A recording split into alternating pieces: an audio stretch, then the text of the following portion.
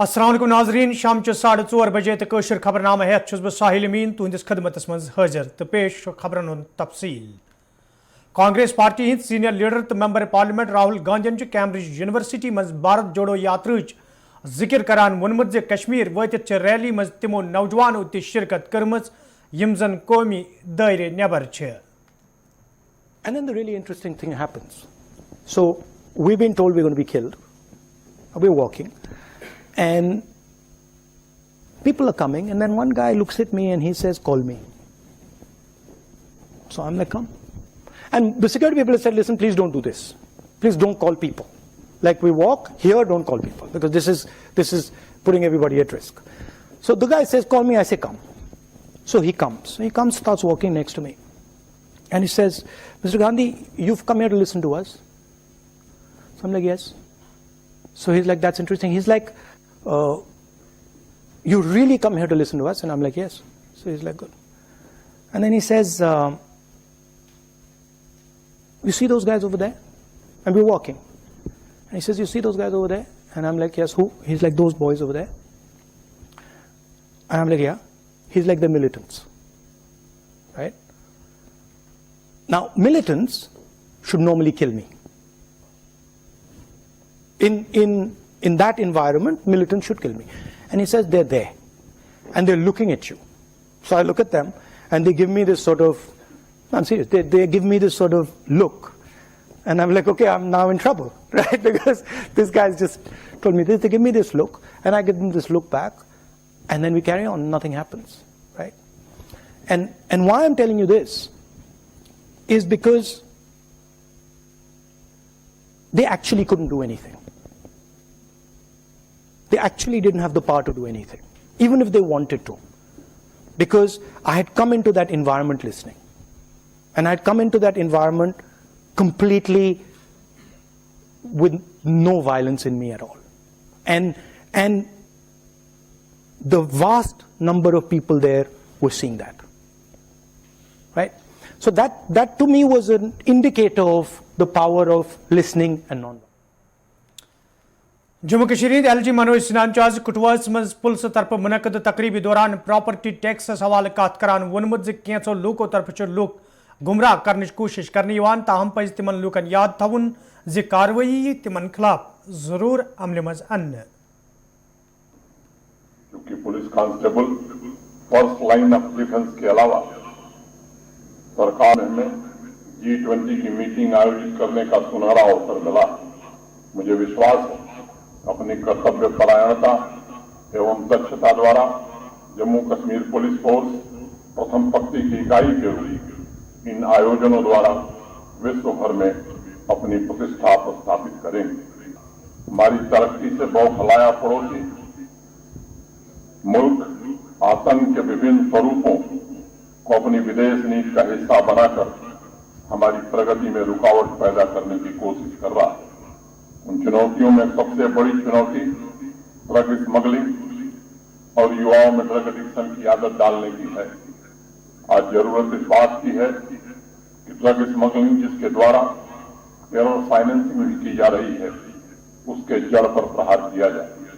आज इस अवसर पर हम सबको इस बात का संकल्प लेना चाहिए कि सिर्फ टेररिस्ट नहीं बल्कि उसके सपोर्ट करने वाले को, उसे फाइनेंस करने वाले को पूरे नेटवर्क का समूल नाश करना है। और हम तब तक चैन से नहीं बैठेंगे जब तक टेररिज्म को सपोर्ट करने वाले एक एलिमेंट को पूरी तरह समाप्त नहीं कर दे। जम्मू कश्मीर इंक्रोचमेंट राइट बड़ी चर्चा हुई, बार बार हमने एक बात कही थी और इसको सुनिश्चित किया गया किसी गरीब के साथ कोई भी कार्रवाई प्रशासन या पुलिस न करे। और मुझे खुशी इस बात की है कि हमारे प्रशासन और पुलिस के अधिकारियों ने यह सुनिश्चित किया कि किसी भी गरीब आदमी को नहीं छुआ। हाँ, ये सच है कि जो जमीन हमें मिली है वो काफी बड़ी मात्रा में, और आज मैं कहना चाहता हूं कि ये जमीन दी जाएगी नौजवानों को खेलने के लिए। ये जमीन जिन रसूखदार लोगों ने गैर कानूनी ढंग से कब्जा किया था उसमें बच्चों के भविष्य के निर्माण के स्कूल बनेंगे, कॉलेज बनेंगे, वहां लोगों के इलाज के लिए अस्पताल बनेंगे, अन्य भी जो सुविधाएं जम्मू कश्मीर की आवाम को चाहिए वो सुविधाएं उन जमीनों पर बनाने का काम जम्मू कश्मीर प्रशासन करेगा। अभी एक संपत्ति कर लगाया गया है, प्रॉपर्टी टैक्स, अनेक प्रकार की बातें हो रही। मित्रों, मैं केवल 2 मिनट में बात खत्म करूंगा। मैं आपसे कहना चाहता हूं कि देश के हर शहर में, हर राज्य में, हर संघ राज्य क्षेत्र में संपत्ति कर है। जम्मू कश्मीर में सबसे अंत में लगा, सबसे बाद में लगाने वाला क्षेत्र जो है वो जम्मू कश्मीर है। लेकिन तथ्य समझने की जरूरत है। लगाते समय भी ये विचार किया गया शहरों में रहने वाले जिन पर कोई टैक्स नहीं लगाया गया। अगर दूसरा आंकड़ा मैं बताऊं तो 1000 से लेकर 1500 फीट वर्ग फुट के जो मकान हैं या फ्लैट हैं, इनकी संख्या 2,03,600 है और इन पर अधिकतम कर, और वो भी जम्मू और श्रीनगर में 1000 लगने वाला है। कठुआ की अगर मैं बात करूं या बाकी म्यूनिसिपैलिटीज की बात करूं तो ये 2,03,600 में से 80% ऐसे लोग हैं जिन्हें वर्ष में 600 रुपया देना है। एक वर्ष में 600 रुपया माने 50 रुपया महीना।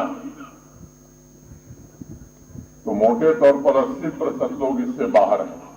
अगर मैं कॉमर्शियल प्रॉपर्टीज की बात करूं, व्यावसायिक भवनों की बात करूं, तो जम्मू कश्मीर के पूरे शहरी क्षेत्र में 1,01,000 व्यावसायिक भवन हैं। उसमें 46,000 से ज्यादा भवन ऐसे हैं, व्यावसायिक कॉम्प्लेक्स ऐसे हैं जो 100 वर्ग फुट से कम, 100 वर्ग फुट 100 स्क्वायर फीट से कम है और इन पर वर्ष भर में 600 रुपए से भी कम टैक्स लगना है। 1,01,000 में से 46,000, 1,10,000 ऐसे हैं जिन पर वर्ष में 600-700 से भी कम लगना और 30,000 सरदार जी ऐसे हैं जिन पर 2,000 से कम लगना है। लेकिन अब मल्टीप्लेक्स बना है, किराया महीने में हम 10 लाख लेंगे और कारपोरेशन को 5,000 टैक्स नहीं देंगे, ये व्यवस्था कैसे चल सकेगी? मित्रों, मैं यहाँ उपस्थित सभी सम्मानित नागरिकों से कहना चाहता हूँ, आवाम के लिए, आम आदमी के लिए दरवाजे खुले हैं। क्या वो किसान हो, मजदूर हो, सिपाही हो, वैज्ञानिक हो, व्यापारी हो, उसकी कोई वाजिब समस्या है 24 घंटे सुना जाएगा। लेकिन कुछ लोगों ने कानून का दुरुपयोग करके अपनी 5-5 पीढ़ियों के लिए जो दौलत कमाई है, वो चाहते हैं कि आवाम को भड़का करके अपने हितों का स्वार्थ साधन करें। ऐसे लोगों को इजाजत कतई नहीं दी जा सकती। वो जमाना चला गया, ये बात के इशारे पर सब कुछ हुआ करता। आप कानून का दुरुपयोग अपने और अपने परिजनों के लिए करते थे, जम्मू कश्मीर के आम आदमी के लिए नहीं करते थे। अब बदलाव आ गया है। प्रशासन जम्मू कश्मीर के 1,30,35 लाख लोगों के लिए चलेगा, 1,000-2,000 विशेष लोगों के लिए नहीं चलेगा। ये बात IG CRPF आज अनंतनागस मज अकिस तकरीब पत जराए इबलागस सत कत करान वोनमुत ज कशरन पंडितन हिंस हिफाजत यकीनी बनाने बापत CRPF पूर पट तैयार तो येतन ते CRPF एहलकार तैनात करने आमत तम खुश असलूबी सान फरइज अंजाम दिवान।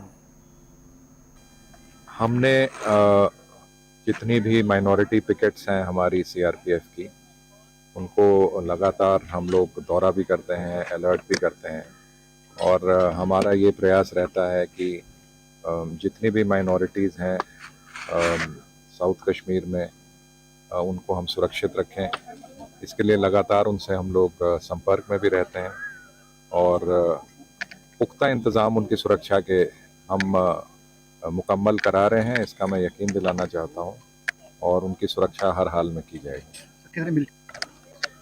देखिए, ये कहना मुश्किल है, ये संख्या जो है वो घटती बढ़ती रहती है। अभी 2-3 दिन पहले ही 2 बहुत ही एक्टिव जो लोकल टेररिस्ट थे आकिब और एजाज, वो एनकाउंटर में मारे गए। तो लगातार फोर्सेस हावी हैं और उसके जो नतीजे हैं वो भी सबके सामने आ रहे हैं। देखिए, हमारा ये मानना है कि टेक्नोलॉजी जो है वो फोर्स मल्टीप्लायर के रूप में काम करती है।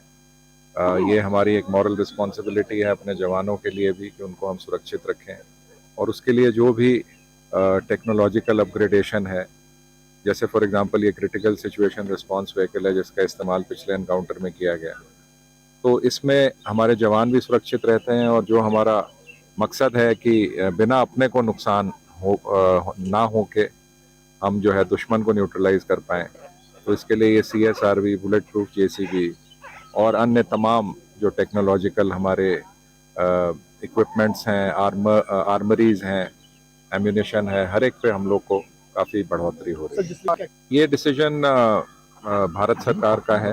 भारत सरकार जैसा हमें रोल देगी उस हिसाब से हम काम करेंगे। वर्तमान में भी जो रोल हमें दिया गया है उसमें हम लोग अपने पूरे दमखम से काम कर रहे हैं और आगे भी काम।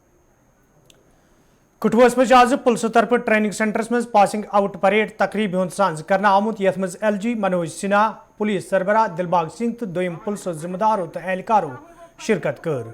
अत मौके पे ट्रेनिंग मुकम्मल करने वाले पुलिस एहलकार हौसला अफजाई करना आई। तब LG मनोज सिन्हा वोनमुत जम्मू कश्मीर हिंदिस अमन अमानस तो तमीर तरक्की यकीनी बनावनस मज जम्मू कश्मीर पुलिस अहम रोल अदा करान। सोनाली भगत सर जो पहले बनारस हिंदू यूनिवर्सिटी के नाम से परिचित रही,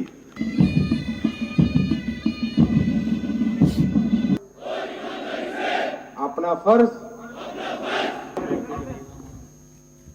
एक यादगार। बहुत ज़्यादा प्राउड फील कर रही हूँ आज मैं। मेरी मम्मा की मेहनत, पूरी फैमिली जिसने सपोर्ट किया, खासकर मेरे पापा का आशीर्वाद साथ था, आज हम यहाँ तक पहुँचे और ये मुकाम हासिल किया सब मेरे उस्तादों की वजह से, मेरे सीनियर्स की वजह से। CDI sir, SM sir, VHM sir, मेरे इंडोर का स्टाफ, सब ने इतने अच्छे से हमें पढ़ाया, इतने अच्छे से ट्रेनिंग दी, इतना मोटिवेट किया कि आज मैं इस मुकाम पे खड़ी हूँ। ये सब उनकी मेहनत है, ये सब मैं उनको डेडिकेट करना चाहूँगी। सर मेरे को फायरिंग बेस्ट का मिला और परेड कमांडर का और ऑलराउंडर बेस्ट सर बहुत ज़्यादा प्राउड फील हो रहा है और मैं चाहूँगी कि आगे जो भी मैंने यहाँ पे सीखा है मैं फील्ड में उसको अच्छे से इम्प्लीमेंट करूँगी, उस पर अच्छे से काम करूँगी और मैं पूरी कोशिश करूँगी कि मैं इतना अच्छा काम करूँ कि मैं पुलिस के लिए अच्छे से सर्व कर पाऊँ।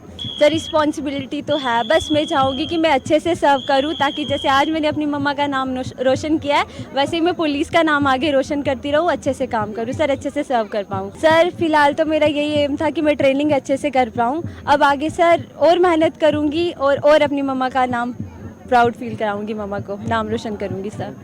मेरा नाम सविता। चलो ये तो शायद पुलिस वालों की दिया से हम तो कुछ नहीं थे, हमने तो बोलना नहीं आता है, वीडियो में तो कहाँ बोलना है, घर में भी नहीं हम किसी के सामने बोल सकते थे। पर आज शुक्र है आप मीडिया वालों का, पुलिस वालों का, ज़्यादातर इनका संजोग रहा है हमारे साथ। छोटे छोटे बच्चे थे और पुलिस वालों का बहुत संजोग रहा है, उनकी वजह से आज मेरे बच्चे मेरे लिए फूल बन गए। मेरी 2 बेटियाँ सर, वो तो अभी B.Ed कर रही है, अब वो भी मीडिया के साथ जुड़ी हुई है। तो होता है, अब मेरी भी ये खुशी थी कि पापा ने तो कुछ नहीं देखा मगर बच्चे कुछ कर दिखाएंगे और पापा का ही नाम रोशन करेंगे। कहीं भी जाएंगे तो उनका नाम आएगा कि ये उसके बच्चे हैं। नाम तो बाप का ही आता है चाहे माँ जितना भी करे। तो मैं यही खुशी है कि अगर बाप का नाम रोशन करेंगे तो मेरे लिए वही खुशी है। पापा की डेथ हो गई है उनके। CPIM लीडर मोहम्मद यूसुफ तहरीकेम अमित शाह सदिस बयानस हवाले कत करान वोनमुत अमित शाह सद तरफ जम्मू कश्मीर हिंद हालात बेहतर तो तमीर तरक्की हवाले बज बज कत कर तब जमीनी सूरत हाल अत बरक्स वुचन। ये कल ही होम मिनिस्टर ऑफ इंडिया ने खिताब किया कश्मीर और गुजरात यूनिवर्सिटी से ताल्लुक़ रखने वाले एक अब कश्मीर में ख़ास तौर पर जमहूरियत का बोलबाला है। और उनका ये भी कहना है कि पहली बार ग्रास रूट लेवल पर डेमोक्रेसी को बहाल किया गया जम्मू कश्मीर में। हकाइक क्या है? हकाइक ये हैं कि 2019 के बाद 5 अगस्त के बाद 6 अगस्त के बाद अगर यही जमहूरियत है जिसका आज चर्चा है, होम मिनिस्टर साहब कर रहे हैं, तो मेरे ख्याल में ये बड़ी नाइंसाफ़ी होगी। हमारे साथ तो है ही, पूरे आवाम के साथ, मुल्क के आवाम के साथ भी। क्या ये हकीकत नहीं है कि 2019 के बाद आज तक, बल्कि 2018 के बाद आज तक जम्मू कश्मीर एक वाहिद खित्ता है जहां असेंबली नहीं है। और उनका कहना है पहले यहाँ 90 MLAs थे और 6 पार्लियामेंट मेंबर थे, और उसके बाद अब यहाँ जम्मू कश्मीर में 30,000 के करीब पंचायत मेंबर, सरपंच और म्यूनिसिपल कमेटी के मेंबरान हैं। मैं सिर्फ ये अर्ज करना चाहता हूं कि पहले ये गलत है कि ऐसा पंचायती चुनाव, लोकल बॉडीज के चुनाव पहली बार हुए। हकाइक ये है कि 2001 में भी यहाँ चुनाव हुए, उसके बाद 2011 में भी चुनाव हुए और फिर 2018 में भी चुनाव हुए। 2020 में क्या हुआ? जब 2019 के बाद पहली बार 2020 में जो खाली जगहें थी जिन पर इलेक्शंस नहीं हुए थे, इन इदारों में वहां इलेक्शंस कायम किए गए।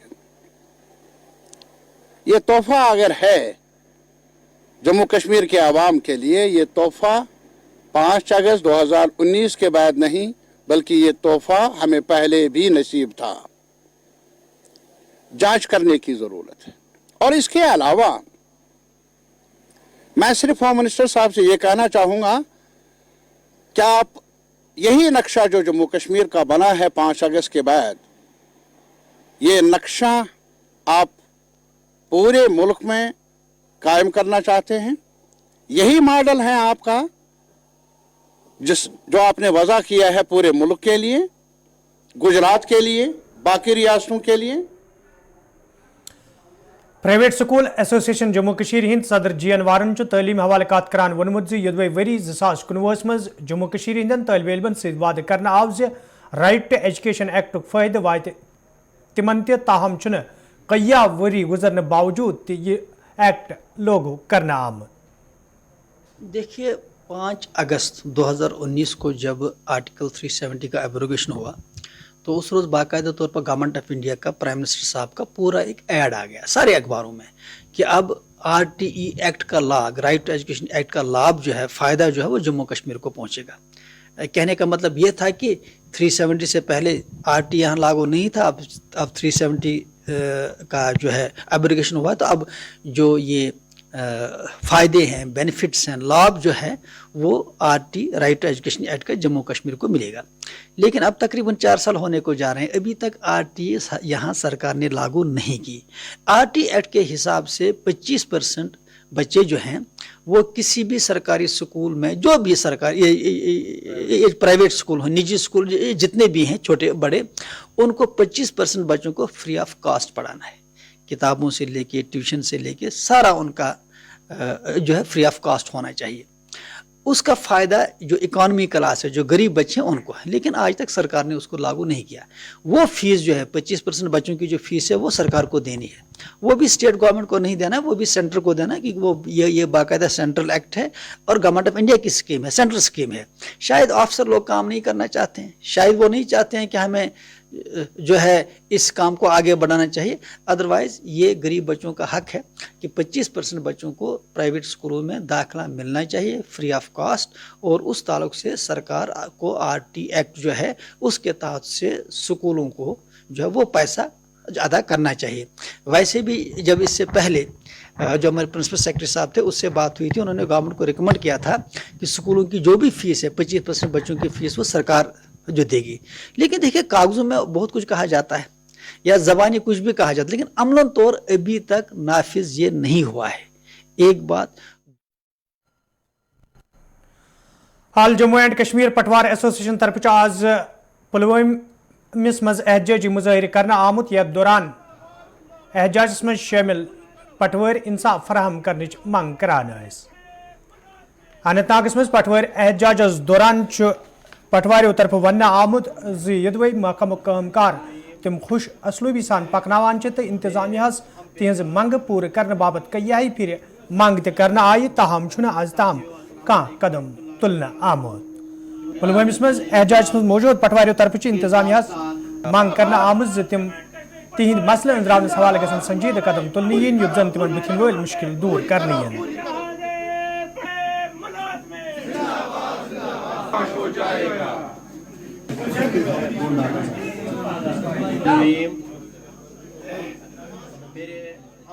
मैंने पहले भी आपको सर कहा कि आज जम्मू कश्मीर पटवार एसोसिएशन के बैनर तले आज हमारा ज़िला अनंतनाग भी बाकी 20 अजला की तरह तीसरी दिन भी हड़ताल पर बैठी है। सर हमारे मुतालबात मुख्तसर में अगर मैं कहूँ तो हमारे मुतालबात जो है हमने 12 गवर्नमेंट के सामने रखे हैं। हमारे मुतालबात जो हमारे जायज़ मुतालबात जो गवर्नमेंट ने तस्लीम भी किए हैं उनमें सरफहरिस्त पे हमारा ग्रेजुएट पटवारी का ग्रेड पे जो 2400 से हम 2800 मांग रहे हैं। कोई ज़्यादा इम्प्लीकेशन कोई ज़्यादा फाइनेंशियल इम्प्लीकेशन उसमें नहीं है सर। उसके बाद हमारा दूसरा जो मुतालबा है वो है क्रिएशन ऑफ पटवार हल्काज एंड गिरदावर सर्कल्स। आपको मैं कहूँ सर जो पटवार हल्का आज है वही महाराजा हरि सिंह के वक्त का पटवार सर्कल है सर। उस वक्त उसी पटवार हल्का की आबादी 500, 1000, 1500 थी और वही आज पटवार हल्का 23,000, 15,000, 20,000 आबादी पर मुश्तमिल है सर। उसके बाद में जो गिरदावर सर्कल है सर सरकार से यही डिमांड है जो ये पटवार हल्का है ये भी आप उसी तर्ज पे बनाए जिस तर्ज पे आपने नायाब सर्कल्स बनाए ये तहसील्स बनाए 2014 में। तो पटवारी हल्का वही पटवारी हल्का रखा जो आज से पहले 80 साल 100 साल का पटवार हल्का है। कहाँ इतने सर्विसेज आई है और पटवारी को इतने लोगों का रश होता है वो एक पटवारी कैसे इतने आबादी को एक दिन में फिर ग्रीवेंसेस फिर कंप्लेंट्स आती है कि हमारा पटवारी दस्तियाब नहीं। शिकारगा त्रालस में आज वाइल्ड लाइफ के आलमी दौह के मुनासबत तकरीबी हुंद सांझ करना आमुत यथ मज वाइल्ड लाइफ के जिम्मेदारों तो एहलकार वालों तलब इल्मो शिरकत कर। अत मौके पे तलब इल्मन जंगली जानवरन हुंद तहफ़ुज़ यकीनी बनाने हवाले जान दिन आय तत सफाई मुहिम हुंद सांझ करना आमुत यथ दौरान शिकारगा पार्क की सफाई अमल मज अन्न आई ये जन जिम्मेदारों तरफ वन आव जंगली जानवरन हुंद तहफ़ुज़ यकीनी बनाने बाबत जरूरी जानकारी प्रोग्रामन हुंद यी ज़्यादा खुद ज़्यादा सांझ करने युद्ध जन आम लूकन अमे हवाले जान दिन यी।